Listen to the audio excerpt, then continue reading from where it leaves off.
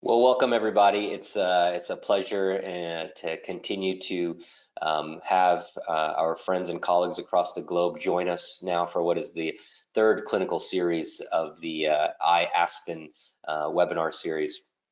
And I think the first two have been, extraordinary success. And we continue to get feedback from our international members on topics, and this was really a big topic of interest amongst the members. So really why we've developed this is really to kind of continue to expand education across the globe on advanced interventional therapies, and radiofrequency ablation we think is one of those therapies that we think, if well kind of educated and spoke, we can really kind of scale this quite easily to a lot of our members across the international community. So with that, I'll give it to Dr. Deer to say a few words as well.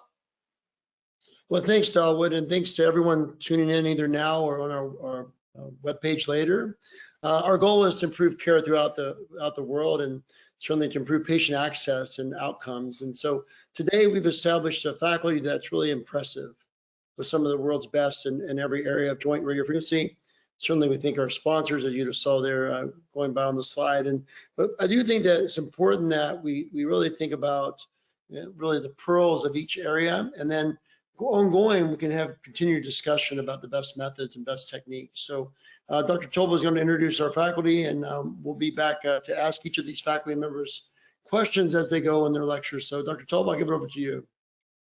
Thank you, Tim, and thank you, Dawood. And we have a great faculty today for the sessions. We start with Dr. Barani from the UK. He will be discussing radiofrequency of the sacroiliac joint. And then this is followed by Dr. P.D. Doshi from India, who will be discussing the radiofrequency of the genicular nerve, followed by Dr. Al Abdesayed from the US, who will have a talk about RFA of the hip. And finally, we'll have Dr. Max Ekman, and we'll be talking about RFA of the shoulder. We're very excited about it, and we'll start with Dr. Barani here, and the podium is all yours, Dr. Barani. Thank you, gentlemen, for the introduction. I'm Dr. Barani. I'm one of the pain consultants working at Leeds Teaching Hospitals in the UK, and I've been given 10 minutes to talk about sacroiliac joint and the radiofrequency ablation for the same. So these are my disclosure slides, and I'm going to leave them for a few seconds, and then we will move to the main bit of the topic. So in the next 8 to 10 minutes, my plan is to try and touch about a little bit on incidence and what causes SI joint pain, and what. Can you hear me, guys? Yes, we can. Okay. And when do you suspect clinically if somebody's got an SI joint pain? Is there any investigations that can actually pinpoint the same? And anatomy of the SI joint, specifically the nerve supply, to help plan the radiofrequency ablation, the role of diagnostic block, and the technique with evidence. So I think in 10 minutes, this is a lot of ask, but I'm going to try and touch a little bit on all of these rather than going in detail, which will give us some opportunity to raise questions at the end of the topic. How common is SI joint pain? Probably about 20% of people with low back pain are suspected to have SI joint dysfunction. And I think this is quoted anywhere between 15 to 30% in the literature. And next slide, please. If we then look at patients who have had spinal fusion, this burden increases to 32 to 43%. And I think this is purely because of the positional change and the loading that becomes different when you have a spinal fusion done. It tends to happen more. And this is also true with patients with scoliosis. Next slide, please. So hence, when you look at the causes of the sacroiliac joint pain, majority of the time it's either degenerative or disruption from trauma or pregnancy. So this is the two commonest reasons you tend to see in your clinic. On top of that, people who have had previous spinal surgery, especially fixations done. Next slide, please.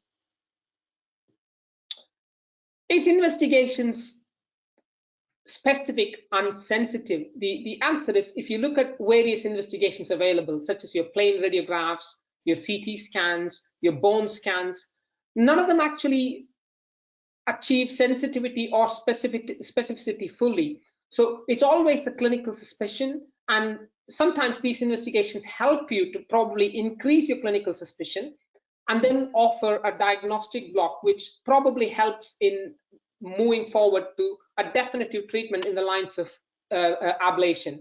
Even then, it's not the ablation which is the primary treatment. The ablation is something which provides them with a pain relief for a period of time, which could be anywhere between 6 months to 2 years.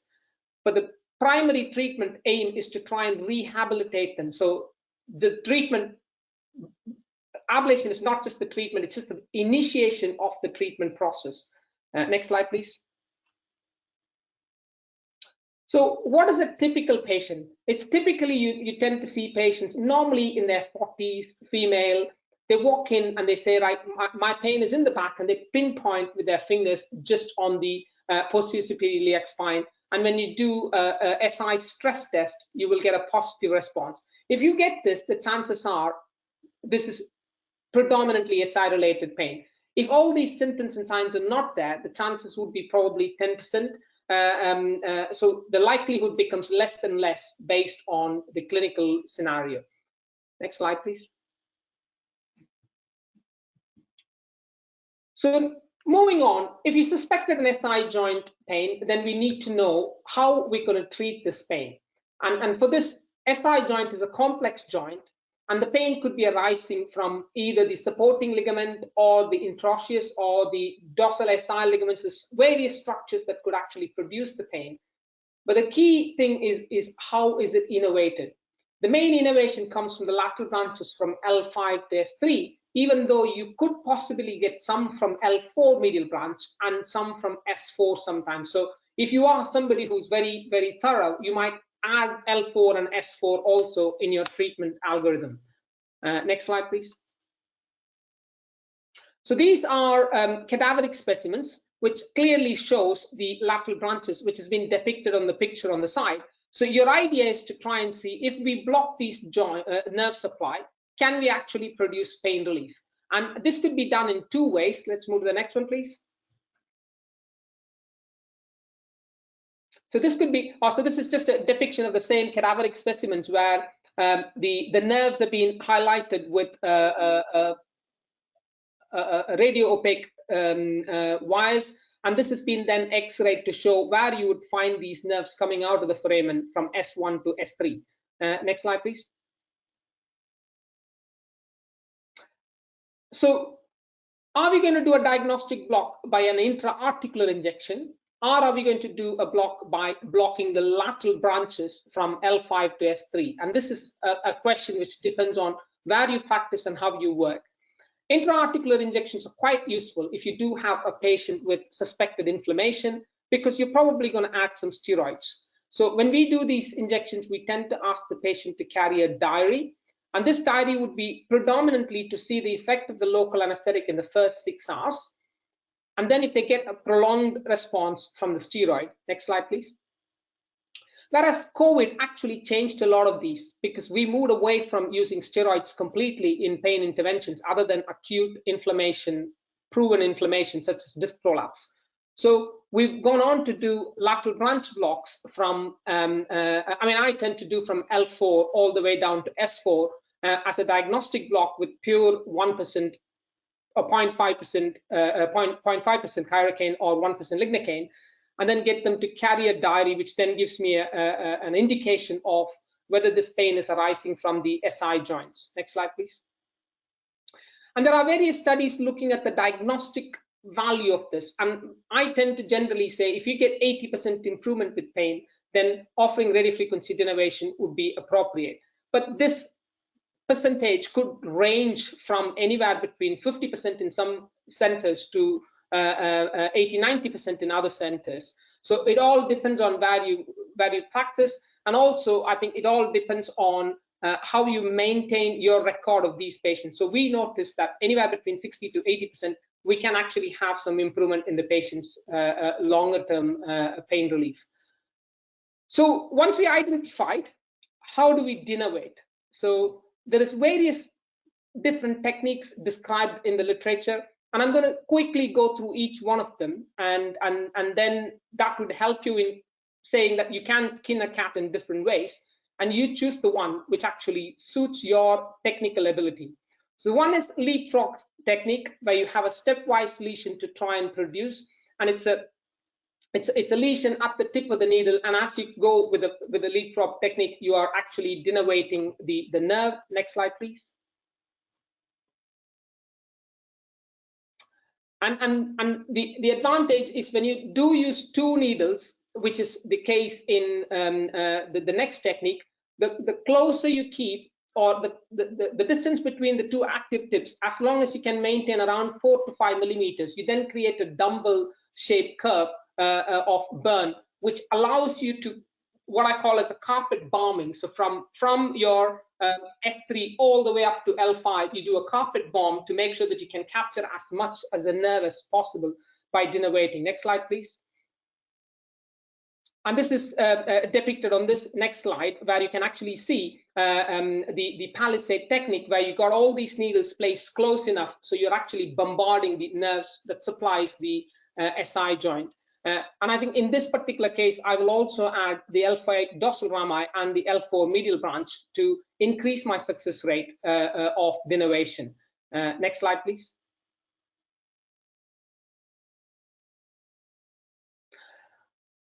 The next technique is a cooled RF. So the advantage of cooled RF is the heating tends to be much bigger, and it tends to happen at the tip of the needle. And the target again is exactly the same. You're looking at the lateral branches on the outer aspect of the foramens between S1 to S3, and the L5 dorsal rami and the L4 medial branch. Next slide, please. And this depicts how the heating happens. As you can see, the size matters. With the cooled RF, you tend to get a much bigger burn, which is quite useful when you're trying to do the lateral branch SI joint RFs. Next slide, please.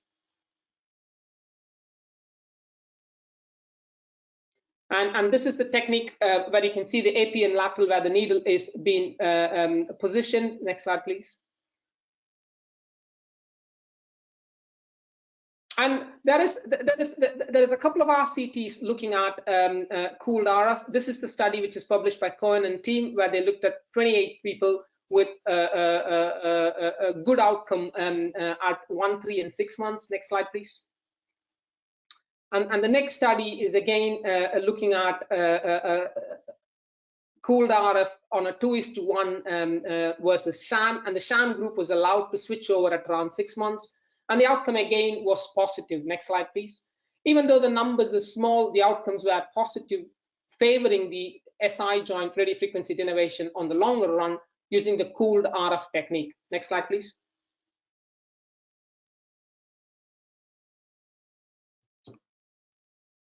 When I first started my radiofrequency denervations, what I used to do is use a neurotherm needle and shave the active tip to make it like a 1-inch active tip, and then place the needle just parallel by moving across each foramen and burning them. So this led to the development of simplicity, because this is very commonly practiced way back 15 years ago. And I think the company then took the idea forward and devised the simplicity electrode, which is a big dagger which goes across the whole of the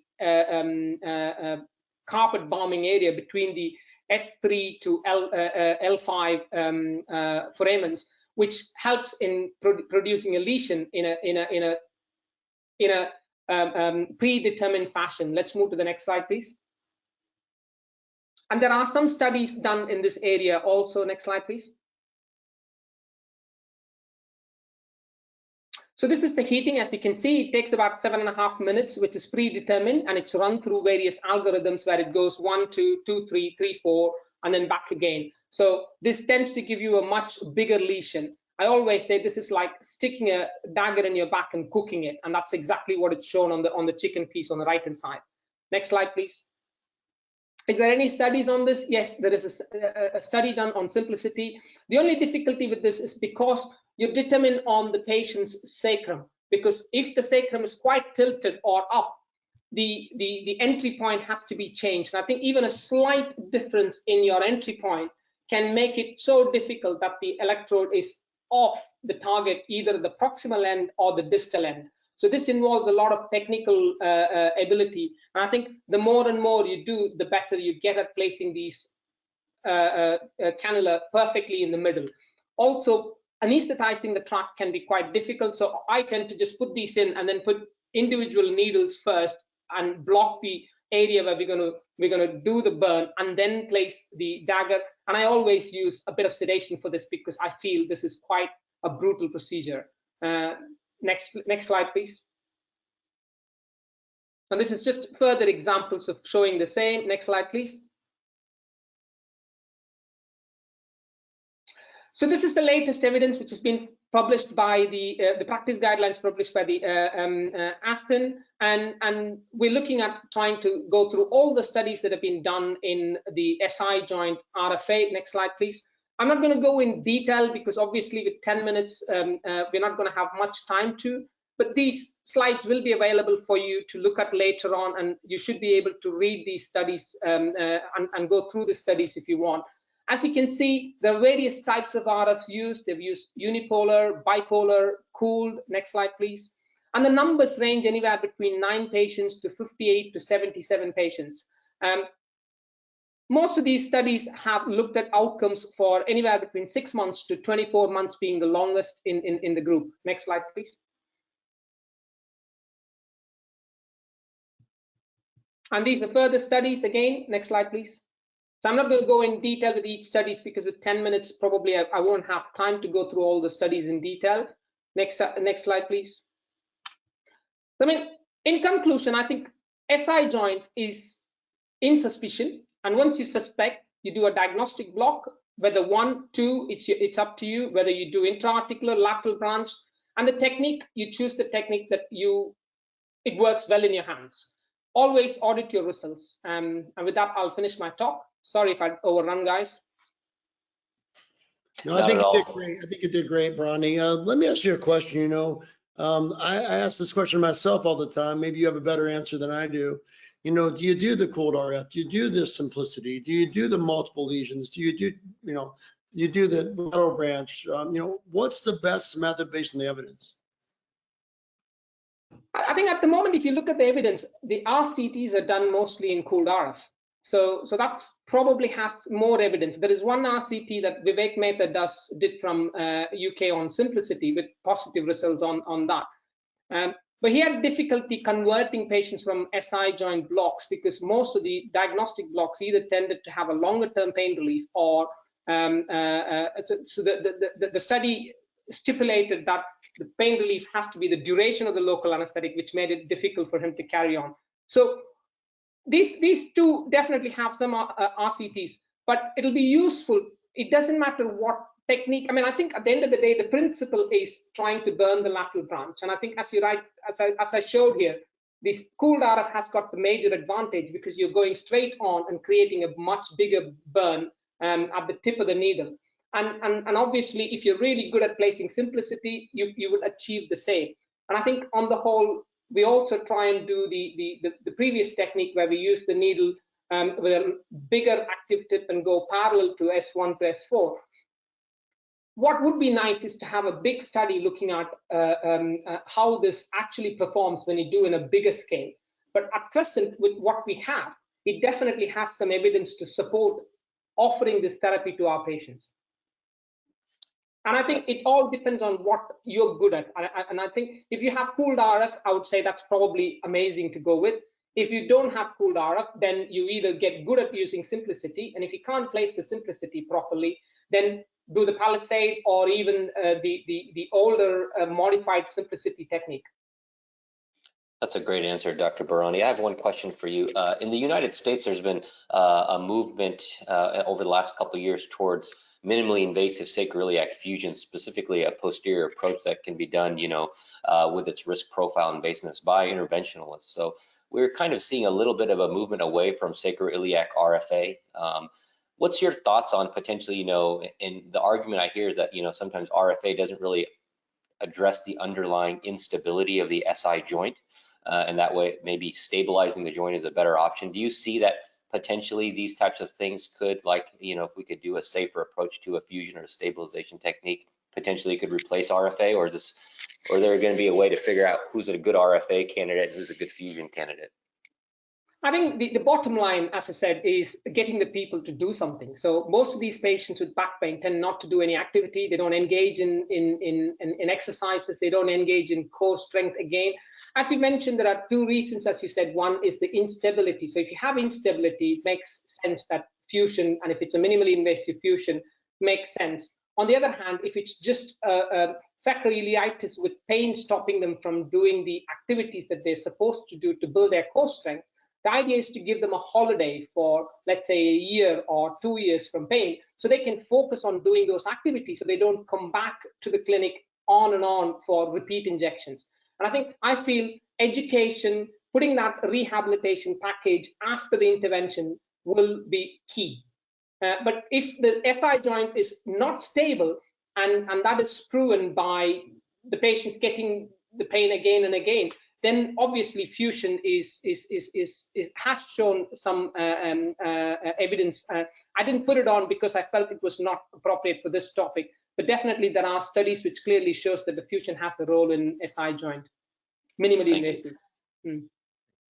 Last question here, Dr. Barani, and this is for a lot of people in the audience like to ask about the safety. It's a safety question regarding how far the needle should be in the sacral, away from the sacral foramina, especially that some patient, it's hard to visualize the sacral foramina very well. And I know in the cold RF we use the epsilon sometimes, but a lot of practitioners in certain region, developing countries, they don't have this technology. So they want to know what's your advice regarding how far should the needle be away from the foramen? Not too close, but not too far. Yeah. I think that's an interesting question. As you rightly said, it depends on the kind of treatment that you're planning. So if you're using a palisade, we would just go in between the foramen and the joint. So sometimes it can be even 1.5 centimeters away. Whereas if you're using cooled RF, you're going on the clock, as you'd see for medial and lateral, you're looking at 1 o'clock, 3 o'clock, 4 o'clock, or 6 o'clock position to really burn. I mean, there are some safety measures where you could probably do motor stimulation, but I still think once you put the local anesthetic, it becomes less and less. As long as you don't go into the foramen, you're safe. And I think I mean, I would say if you want to be very safe, try and keep 1 centimeter away. What do you think, Tim? I mean, I think from my point of view, I've never thought about that as a very safety related issue. So I know we're out of time, but I'll just say that, you know, I think you're pretty safe, right? You think about where the nerve root is, you're pretty safe, even on the edge of the foramen. So, I mean, there's nothing wrong with having a little bit of a safety zone. Remember, the more you expand the lesion, the further away you can, right? So, but I don't think it's a real dangerous area back there. As long as I think the lateral view is very important to make sure you're not in the foramen. That's when people get into trouble. They don't take a lateral, right? You have to have that lateral.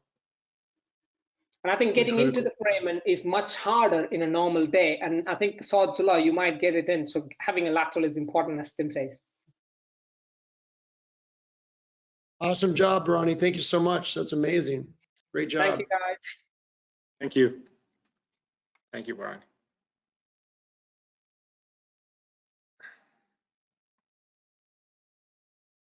So now we're moving to our next speaker, Dr. Preeti Doshi from India. She's going to be talking about RFA of the knee. Please, Dr. Doshi.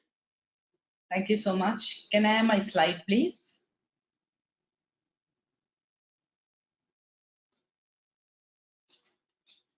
Thank you, I-ASPN, for inviting me to share my thoughts on this very interesting topic of radiofrequency ablation for the knee joint. Knee joint pain is one of the commonest cause of musculoskeletal disability, and it's a leading cause globally. It actually is most commonly caused by osteoarthritis of the knee, and it is reported that it is a problem which increases with aging, and in elderly age group, above the age group of 60 years, almost 60% of individuals suffer from osteoarthritis, and many of them have very severe osteoarthritis. We have a whole range of treatment options for this group of patients. However, we need to bridge the gap between the conservative medical management and the surgical option of arthroplasty. The radiofrequency ablation of genicular nerves has become very popular in the past decade since this research paper reported by Choi et al. In the Journal of Pain in 2011. This was a study between conventional radiofrequency of genicular nerves versus sham RF, and it showed that almost 59%, 65%, and 59% of individuals obtained at least 50% relief of the pain at 1 week, 4 week, and 12 weeks respectively. And after that, there has been a lot of interest in this procedure, and it has really become very popular in the past few years and has been extensively used world over for relieving the pain of knee osteoarthritis. So next slide, please. Next slide. So genicular nerve radiofrequency ablation is indicated for patients who have symptomatic knee osteoarthritis. Previous slide, please. Please, can you go back? Yeah.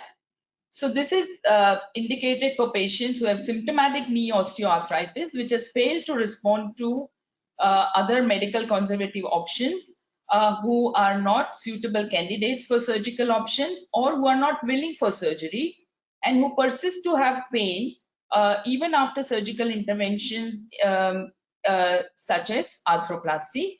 And the patients who've had successful genicular nerve radiofrequency ablation in the past with recurrence of pain in the same distribution, they can also be considered for genicular nerve radiofrequency ablation. Next slide, please. Next slide.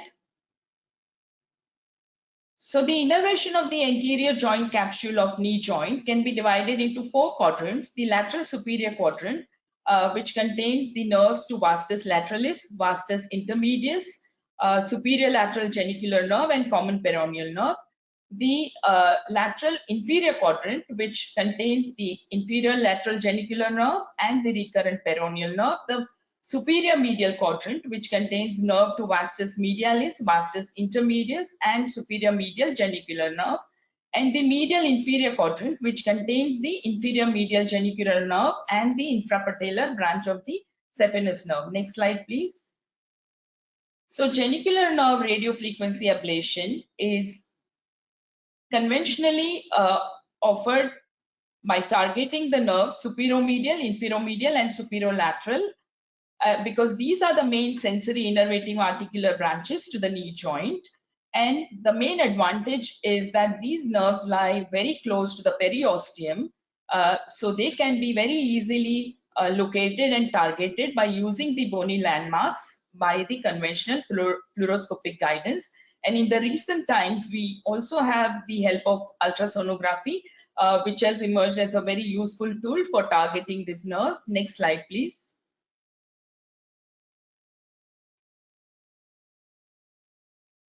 We have certain exclusions which have to be kept in mind while offering this treatment to the patient, such as acute knee injury, unstable joint, uncontrolled diabetes or bleeding disorders, presence of a defibrillator or cardiac pacemaker, and presence of an active or chronic knee infection. Next slide, please.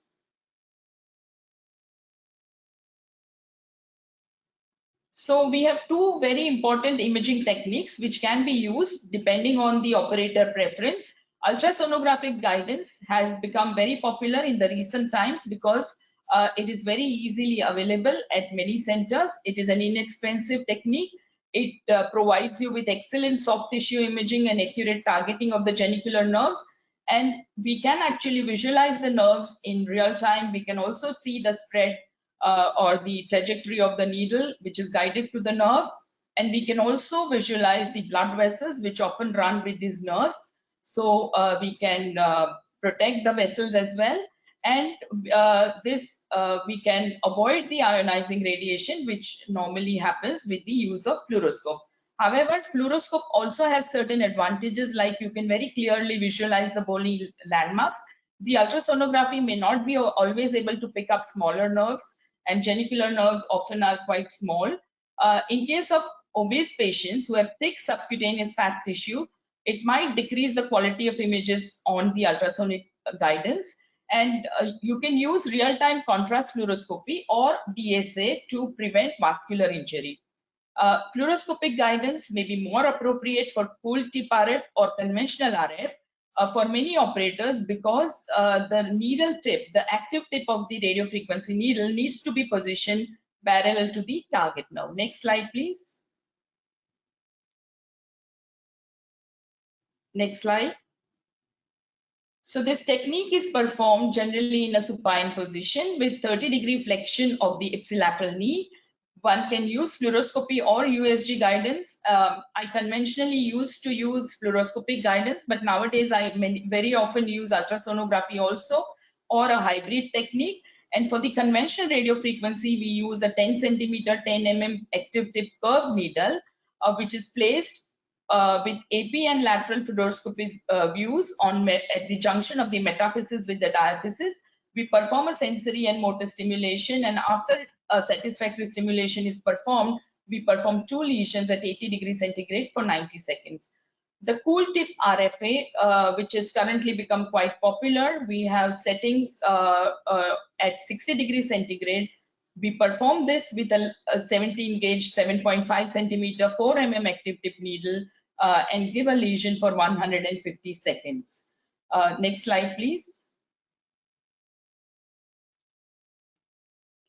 So as like with any pain intervention, there are some risks and complications which may be associated. Although overall this is a very safe technique, there is a possibility of bruising, bleeding, hematoma, infection, burns over the skin, sensory hypoesthesia after the conventional or cool tip RF, or there is also a possibility of injury to the soft tissues like parasensory tendon. There is also a possibility of common peroneal nerve injury, especially if we want to target the lateral inferior quadrant, and this could result into foot drop if it is inadvertently lesion. Next slide, please.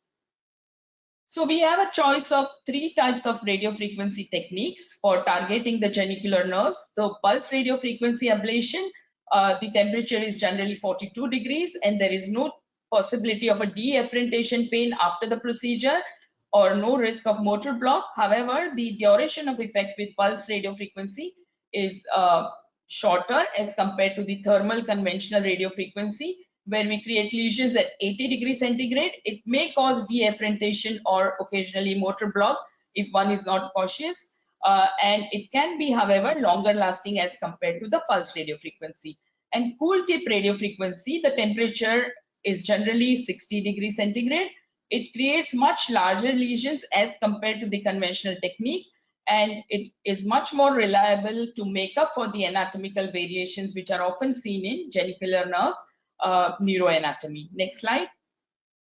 Okay, so this was a paper published, a systematic review in Pain Physician in 2017, which compared the cool RF technique versus the pulse radiofrequency technique for knee osteoarthritis. And in this paper, actually, the authors have opined that all the 3 radiofrequency ablation techniques can offer substantial clinical and functional benefit to the patients of chronic knee pain due to osteoarthritis, and also the patients who've had total knee arthroplasty, and the duration can be about 1 year. Next slide. This was another prospective randomized control trial comparing ultrasound versus fluoroscopic guidance for genicular nerve targeting. And there were no difference in terms of pain relief or functioning improvement, or even in terms of the GPE scores or complication rates. So they were both comparable whether one used ultrasound guidance or fluoroscopy guidance. Next slide, please. There are certain limitations of the genicular nerve radiofrequency ablation because the innervation can be quite complex and heterogeneous. So there is a lot of inter-individual variability with respect to the number of articular branches or trajectory of articular branches. So one has to keep in mind this. And another very important point is that you need to place the active tip of the RF needle parallel to the target nerves. Genicular nerves can often be quite small and could be missed out on ultrasound guidance, and that is why the neurovascular bundle or the presence of blood vessels is also very important to localize. There could be a partial pain relief because often the posterior part of the articular joint capsule can be spared with the genicular nerve radiofrequency ablation. And the proximity of the inferolateral genicular nerve to the common peroneal nerve can pose a risk factor of development of foot drop. So that is one risk associated with it. And there is also a possibility occasionally of iatrogenic vascular injury. Next slide, please. In the recent papers, there is a suggestion that one can aim to target more articular branches to give a better outcome. So the nerves to vastus medialis, vastus intermedius, and vastus lateralis, recurrent fibular nerve, and infrapatellar branch of the saphenous nerve should be considered to be targeted also along with the 3 branches which are conventionally targeted. Next slide.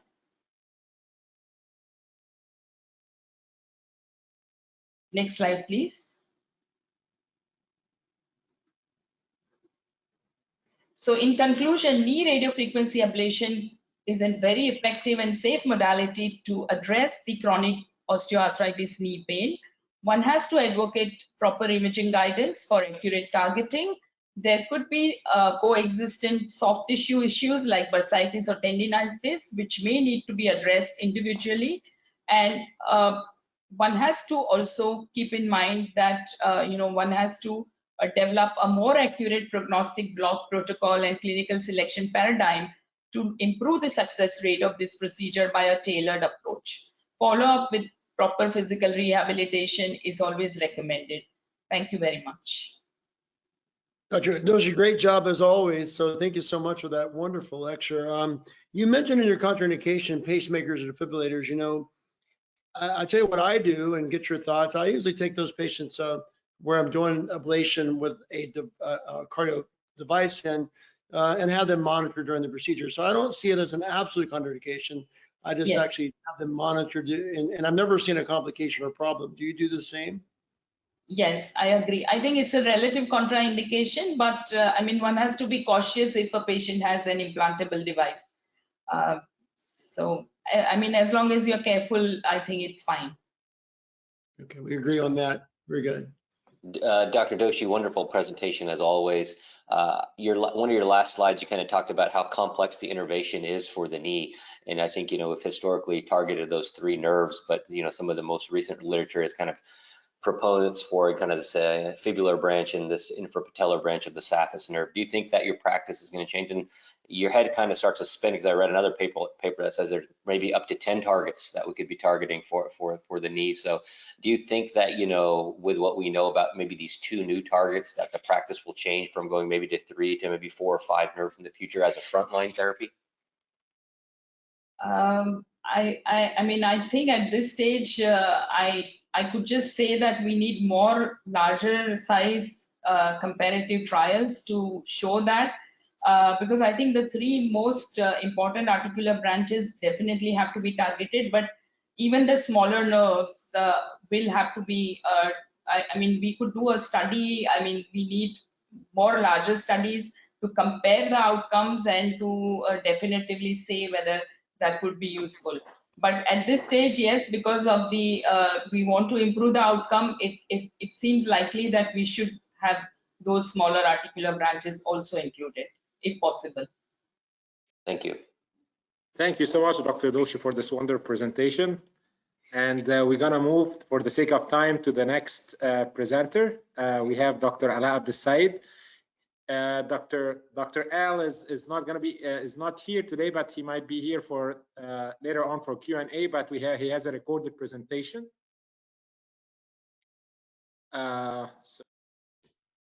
Hi everyone, my name is Ala Abd El Sayed. I'm the medical director of UW Health Pain Services. I would like to thank the I-ASPN executive leadership for inviting me to present about the radiofrequency ablation of the hip joint. We will talk today about the anatomy and techniques, both for diagnostic blocks and procedure techniques, and the common precautions we need to pay attention to as we do this procedure. We will talk first about the anatomy overview. As we see here on the right-hand side, that this is a diagram that shows the anatomy of the hip joint.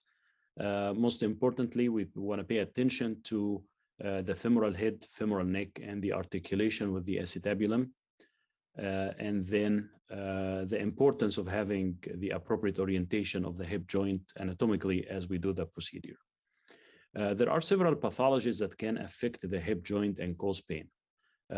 One of the common ones is degenerative joint disease, avascular necrosis, labral tears, the femoral acetabular impingement, and the growth of tumors in the hip joint area. This is a very important slide to show you what nerves we target when we do the procedure for the hip joint. Basically, we focus on two branches, the articular branch of the femoral nerve and the articular branch of the obturator nerve. These are the two articular branches that we will focus our technique both for the blocks and radiofrequency ablation on.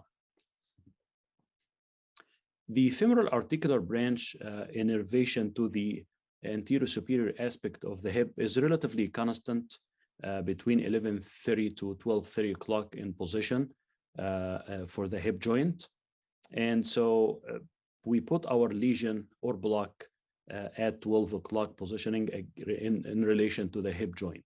And this is shown up here on this diagram at this big yellow circle. That's really where we want to have our needle for the nerve block and for the ablation. The obturator articular branch, though, on the other hand, have some variability in location. That's why it's recommended to do two lesions, as indicated here by the two yellow circles we see below the hip joint.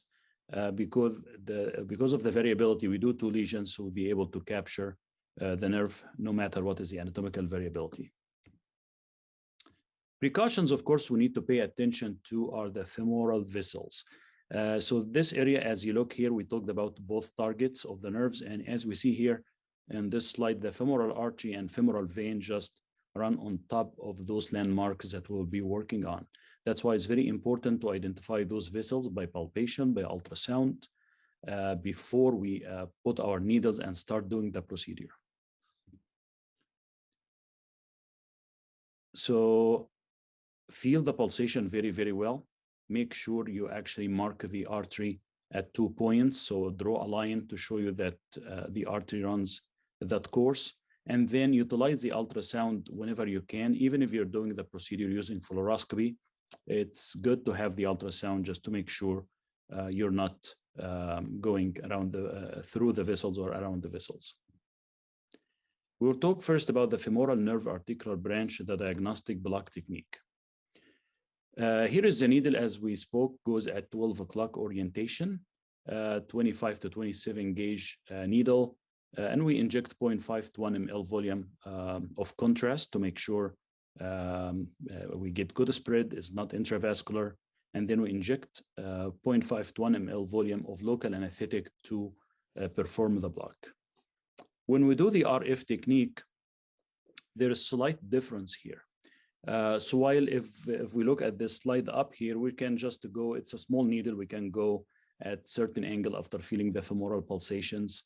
But when we do the radiofrequency ablation, we use a bigger needle, so we would like to enter more lateral, so more above the like greater trochanter, and go in an angle below, so we allow us to enter it from lateral to medial, so we go below the femoral vessels.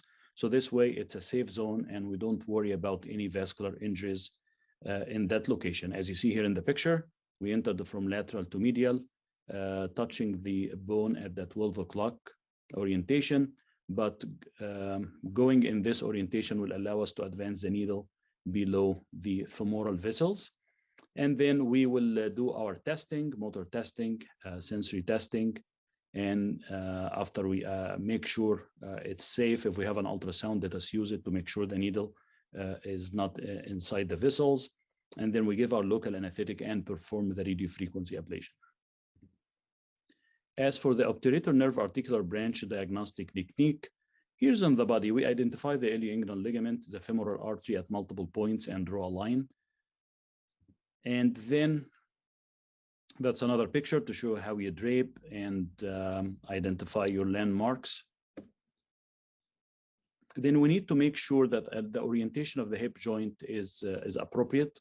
So if you look at the left-hand side here, we need to make sure that there's symmetry of the obturator foramens to make sure we have the appropriate orientation before we do the block.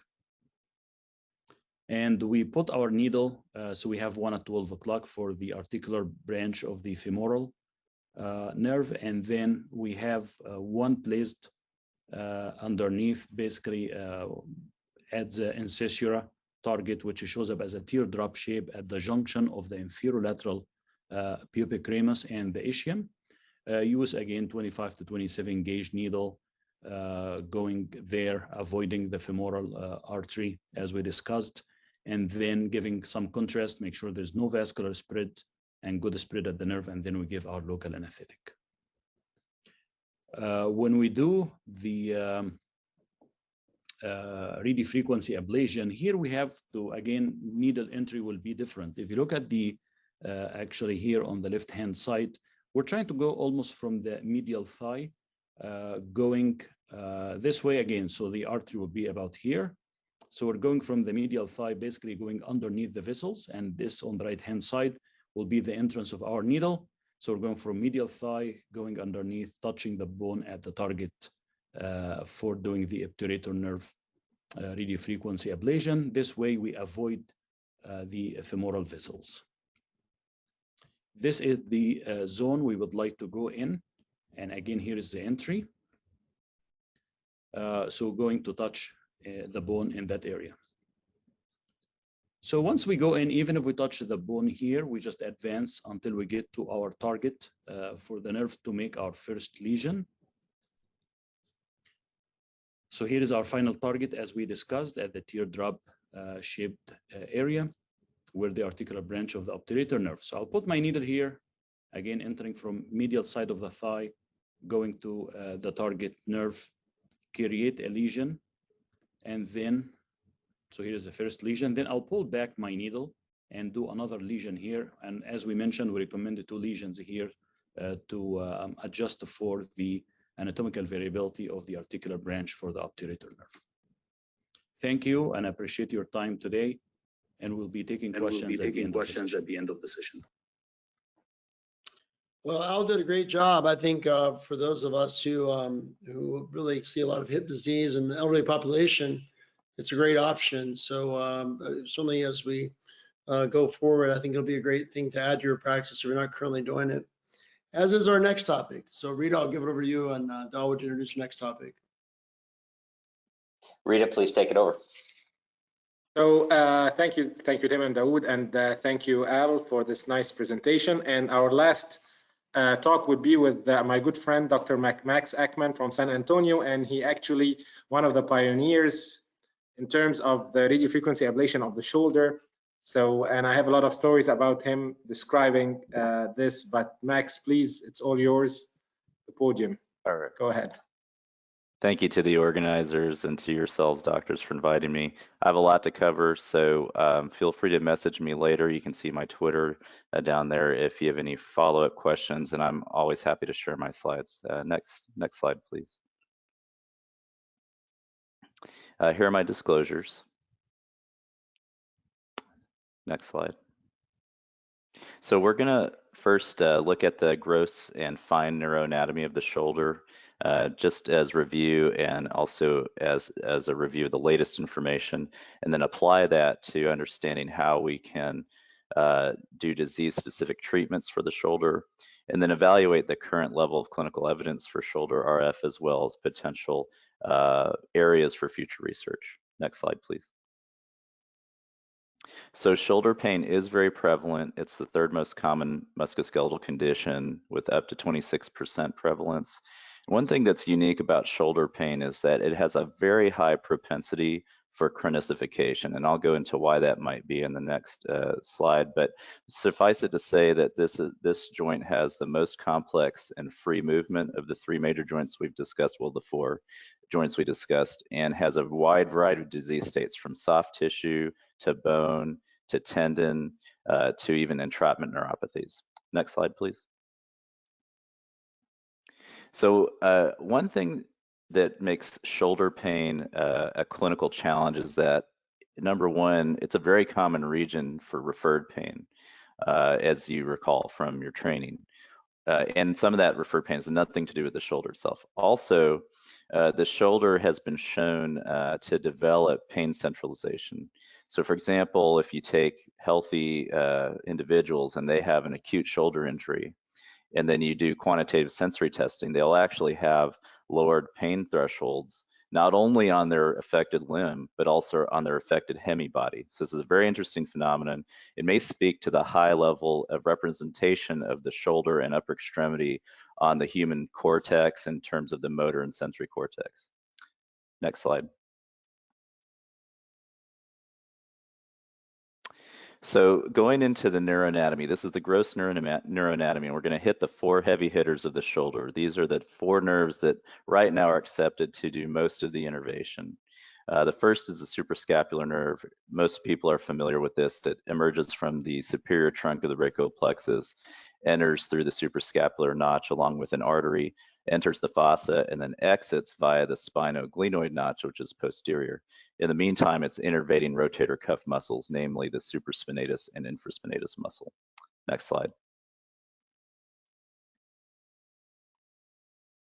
The axillary nerve is another heavy hitter, probably the next most commonly referenced and studied nerve in the literature. It has a complex course from the posterior cord of the brachial plexus, going from anterior to posterior underneath the shoulder and underneath the subscapularis muscle, and it emerges posteriorly in the quadrangular space. After this, it innervates the deltoid teres minor and then ascends into the joint. Meanwhile, it also drops several articular fibers in the inferior joint. Next slide, please.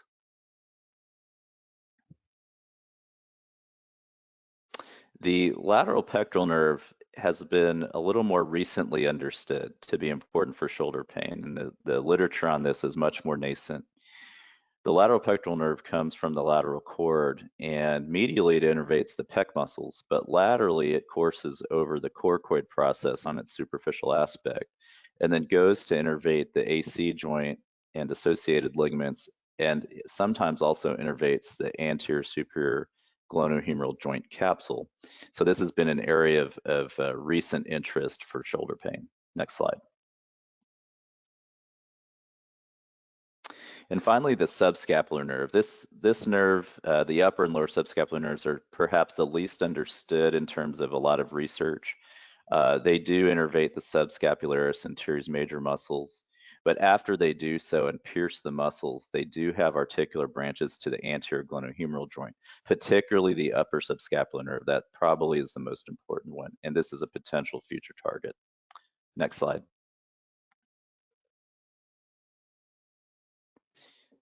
So the understanding of the more distal neuroanatomy has evolved since 1948, and that includes work from even our lab in 2017 and beyond in 2019 and further. Next slide. And what we have done is tried to use this information to create more directive treatments that might spare motor denervation, which is relevant to RFA. So now there are actually 4 named articular branches of the suprascapular nerve. So it's gone beyond just the proximal nerve to now we understand its distal branches. On the left, we had described in particular the posterior glenohumeral branch, which pops out in the back after the spinoglenoid notch, and it goes from being a mixed nerve in green to a sensory nerve in yellow. So it's available for targeting without denervating the rotator cuff. Later on, Dr. Tran and Peng further quantified something called the lateral subacromial branch, which is and medial subacromial branches. And some of these are both in the fossa and also outside the fossa, retrocoracoid, so right behind the coracoid process. Next slide.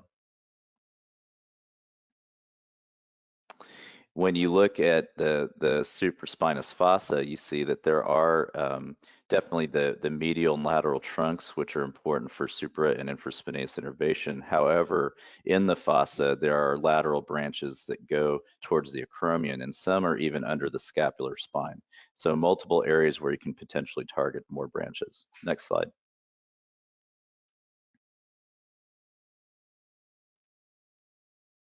So we turned our attention to the axillary nerve as well. And while the axillary nerve is one of the heavy hitters of the shoulder, unfortunately, in most of its distribution, it's mixed and near major vasculature. So while that might be okay for perhaps well-directed neuromodulatory treatments, it's not ideal for ablation. However, as you go more lateral on the humeral head, the nerves have ascending branches that go both anterior, superior posterior and superior anterior, as you can see in the middle panel, and actually innervate both the capsule and the subacromial bursa, which is a big site of disease and pain. We did further up studies on the right panel. You can see we looked at the statistical propensity of where some of these ascending branches were on the posterior humerus, and they are near that metaphyseal diaphyseal junction by the tuberosity, kind of analogous to a genicular looking ablation zone. So to capture distal axillary branches, this is an area we're recommending. Next slide, please.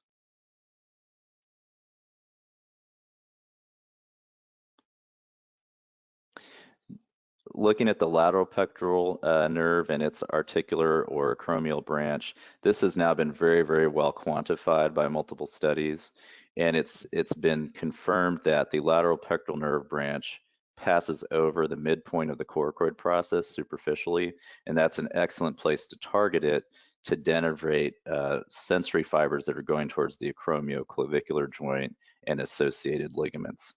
And so we've published a case of actually doing that directed specifically for that disease state, and it's worked very well.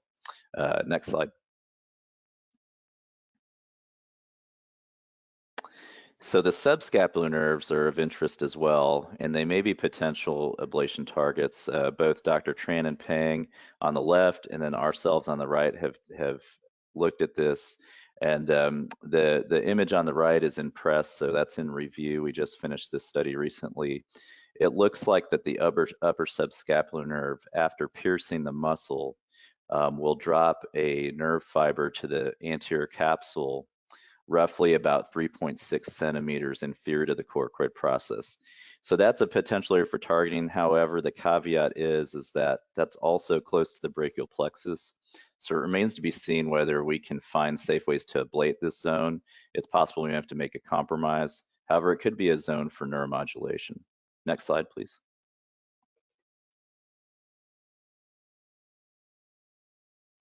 So we published a recent review article synthesizing up until this point the known peripheral neuroanatomy of the shoulder, meaning the articular anatomy, and published clinical reports. And what we synthesized from this is to look at what we understand now as far as which nerves innervate which aspect of the shoulder. On the one hand, you have the glenohumeral joint capsule, the ball and socket, and that's important for osteoarthritis. And so if you're treating that, then it's potentially possible you'll have to treat all four nerves: suprascap, axillary, lateral pectoral, subscap.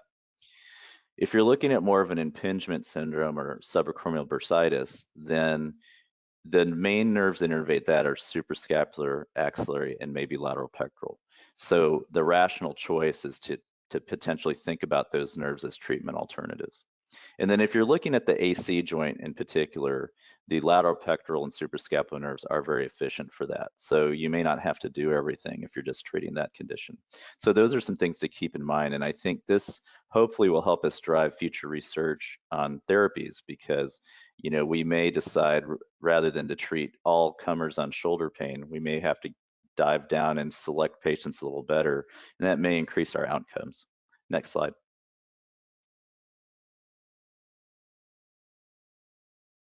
So from our review article, and this is the slide to take a screenshot on your computer right now, and I can send it to you later. This are the ablation zones and a map that we have synthesized based on all the published knowledge so far in this area. We've identified 4 zones that we recommend to be at least studied for future ablation for shoulder pain. And these zones have either already been tried or published by ourselves, or in one case, are theoretical.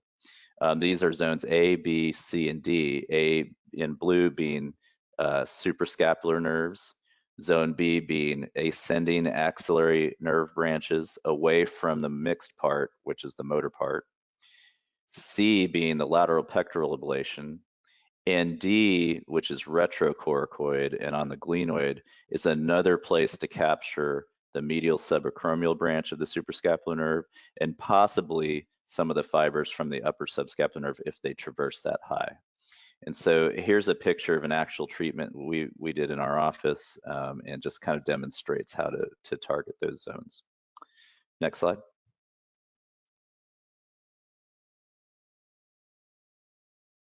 So we published the first case series in the world of articular ablation in about 19 patients.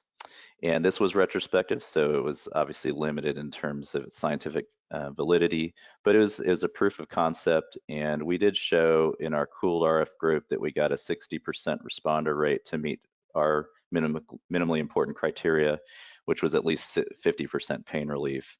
And they achieved an average pain relief of at least 6.6 months, although actually 3 of the patients had not finished having pain relief. They were still in pain relief when we followed them up at the conclusion of this study. So there may be longer responses than this.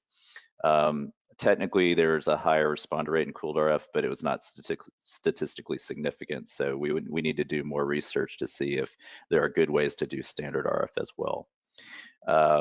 And primary diagnosis that was most common was shoulder osteoarthritis, but there was a blend of pre and post-op patients, as well as subacromial bursitis. Next slide, please. So other zones have also been proposed, and I would like to clarify that the zones I've mentioned are not the only zones I think that will ever be designed. I'm sure there will be more and more approaches. Recently, these authors proposed some other zones. Red is a zone for suprascapular, yellow is for axillary, green's for lateral pectoral. But I'll highlight that the red zone and the yellow zone are actually mixed nerves. So these might be okay for pulsed RF or neuromodulation of some kind, but may not be ideal for formal ablation. Next slide, please.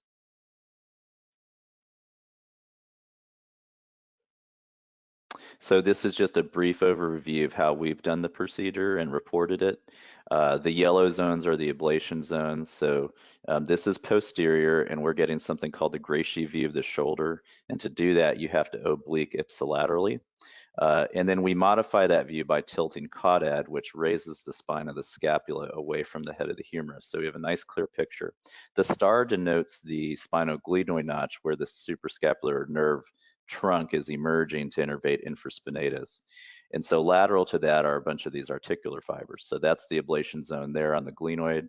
And then the ascending axillary nerve fibers we try to hit at that inflection point below the tubercle where there's some splits going both posteriorly and wrapping anteriorly around the humerus there.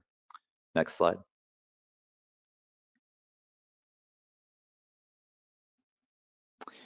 Here are the 2 anterior targets that we described. So the coracoid I've outlined in this yellow, and you've got the central zone of the coracoid for the lateral pectoral nerve. And then a little bit behind it, if you slip off superiorly, you can go down to the glenoid. It's a little bit deeper, and you can get that spot. And so this is showing a diagnostic block. I recommend using probably 0.5 or less on your diagnostic block because you can get into the bursa. I do recommend contrast. You can end up with an intra-articular injection, which isn't dangerous, but might change your interpretation of the block. And the other thing to be careful about in general is that if you're going down near the glenoid, near the joint line, the biceps tendon attaches to the labrum. So be mindful not to be in the joint and potentially damage that. And in general, when you're doing shoulder RF ablation, of all the three major joints, this joint has the most potential for motor denervation due to the compact size. And so stimulation is actually a super important step for doing this. You know, for knee, if you're not doing the infralateral, then stimulation is unlikely to yield anything ever. Same thing for hip if you're, you know, in the right spot. I've had some obturator stimulation at times with hip, but for shoulder, stimulation is a fairly frequent phenomenon. So you need to try to move laterally from the trunks if possible. Next slide, please. Almost done here. This is just a summary of all the evidence for shoulder ablation or nerve treatments and stimulation. The meta-analyses that are available, recently published, are mainly focused on pulsed RF because that's the bulk of the RF literature for shoulder. There's very little for actual standard ablation. And in pulsed RF, most of the studies are suprascapular mononerve therapy. So just placing it on the suprascapular nerve only, not really doing other nerves usually. And so in that context, pulsed RF across all the available RCTs is not showing a lot of durability past 3 months. And that I think our previous speakers also kind of hinted that PRF may be not as durable as traditional, possibly. We have had the case series, as I've recommended, as I remarked, of the articular ablation, which we've reported, and also proximal suprascapular ablation has been reported in patients who are palliative, who already had limited function. There is some promise in peripheral nerve stim for the shoulder, and one well-done trial used axillary nerve stimulation with EMG guidance. And spinal stimulation for neuropathic upper extremity pain is a known and accepted treatment and has a fair amount of evidence. And if you've ever treated CRPS of the upper extremity that was refractory, you've possibly considered neurostimulation. Next slide. We have a lot of research gaps. Statistical propensity remains a challenge for all the joints. We need to start to study the peripheral tissues because we've heard about injuries in the other settings, and that's potentially possible here as well. So we need to get better planes of approach. We need accessible 3D data sets to study worldwide so that we can continue to develop these treatments. And we need to pair this with real-time imaging in the N of one patient in front of you to maximize your chance to find the nerve. We need to consider disease state relevant selection criteria possibly. That may or may not be relevant, but we haven't studied it that way, so we don't know until we've tried it. We need to clinically validate these target zones, and we need to understand the role of prognostic blocks. They've been mixed results in Genicular, for example, so it's unclear if we need them. And we need to really focus on outcome measures, functional, long-term outcomes with categorical data. And fundamentally, we need more research. We just need more patients, more retrospective, prospective, and randomized control trials. We're working on it at our center, but I encourage the world to pick up this torch and work on it as well. So thank you for your attention. Great job, Max. I have a question for you. So, you know, I think I've heard pulsed RF, I've heard conventional RF, and I've heard a mixture where you do pulse for 60 seconds and you add conventional at the end. What's your advice? So my practice has moved towards conventional as my first line treatment for refractory shoulder pain that's non-operative after we've done the usual conservative treatment. And I have used pulsed rarely as a rescue treatment, but that has worked. So I have a couple of patients where actually pulsed actually worked really well. But my impression of pulsed over the bulk of my career and review of the literature is that it's a great therapy and it's minimally invasive, but its durability tends to be shorter. So and also in where I practice, the payer environment does not pay for that, so it's a cash payment for our patients. So I reserve pulsed when I'm using proximal motor trunks. You know, when anything that's mixed, I do it on trigeminal, etc. So anything moving up the chain I feel works a little better, and most of the best research for pulsed RFA is cervical DRG, you know, and so getting close to the neuraxis seems to be better for that. So for those reasons, I use conventional for the joints. Great, thanks. Max, wonderful job. I learned so much on that. You've really you're the worldwide, expert on this and the leading thought leader on this. So really great work.